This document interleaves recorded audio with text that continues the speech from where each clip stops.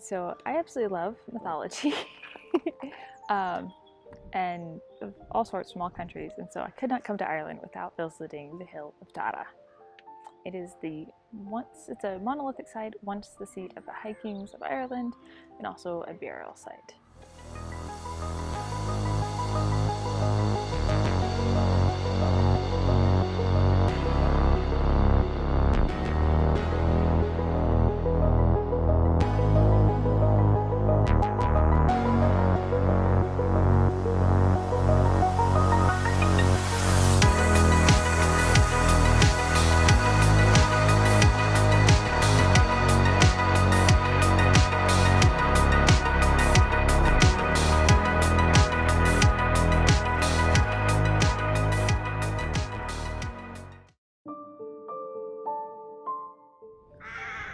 The visitor center for the Hill of Tara is a old church, and the trees around are solid with blackbirds, ravens, I'm not sure.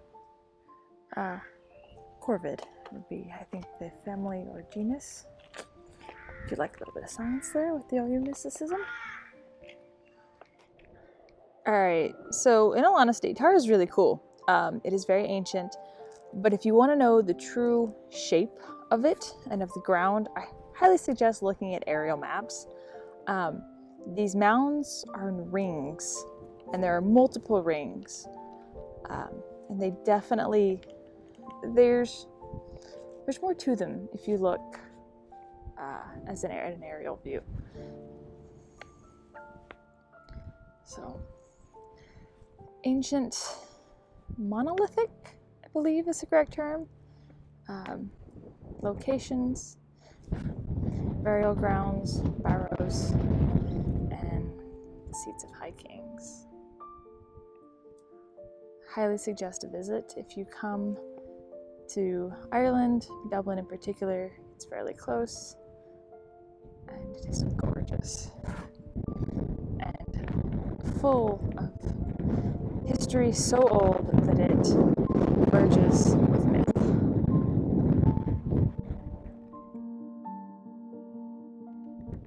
This may look like a hill, but this is the mound of the hostages, and if my understanding is correct, it is a burial mound. We are essentially standing in a very, very ancient graveyard. And it's beautiful, and it's...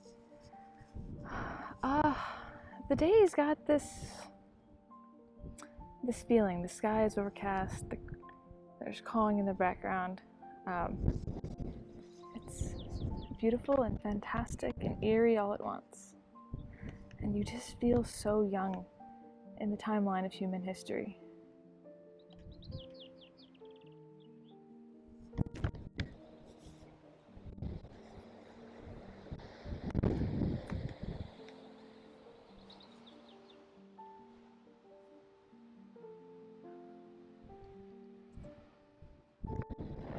Sorry for the wind. This is the other side of the Mound of the Hostages, away from the sign. You can actually look into it.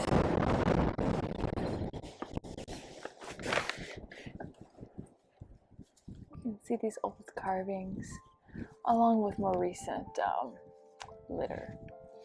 Please leave no trace. Look how gorgeous and how ancient. Alright, my apologies for the wind, but welcome to the seat of the High King of Ireland, or what is thought to have been. This is the Neolithic. I think I'm pronouncing that correctly.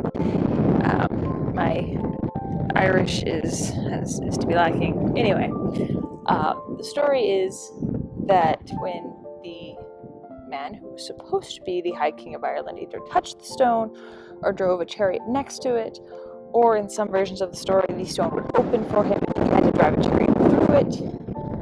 When those things happened, the stone would roar or scream or screech, depending on the story. And if it roared for the king, he was then known to be as the true High King of Ireland. Yes, it is a bit phallic. That is noted on all of the signs. This was the location of the high seat of Ireland. but he definitely had, the king and his court had a wonderful view all around. Honey! So, seat of the High King. This grassy stretch may not look like much now, but it is thought that this was an old banquet hall, king's hall, some sort of large room used for large gatherings. That, in theory, would have been used for the coronation of the king. It probably had other uses too, but the maps call it the banquet hall. History and myth say that 142 kings ruled on the hill of Tara, or Tenmir in Irish. The mound of the hostages has been dated back to 2500 BC. This ancient site means something different to everyone that visits: history, science, magic, religion. To me, it was a place of natural beauty and peace. I saw many fantastic natural wonders in Ireland, but Tara holds a special place in my heart. The land and the stories of this nearly mythic Neolithic site spoke to me in a way that no other place did. If you visit, take a moment and enjoy the quiet and the natural splendor of this venerable site.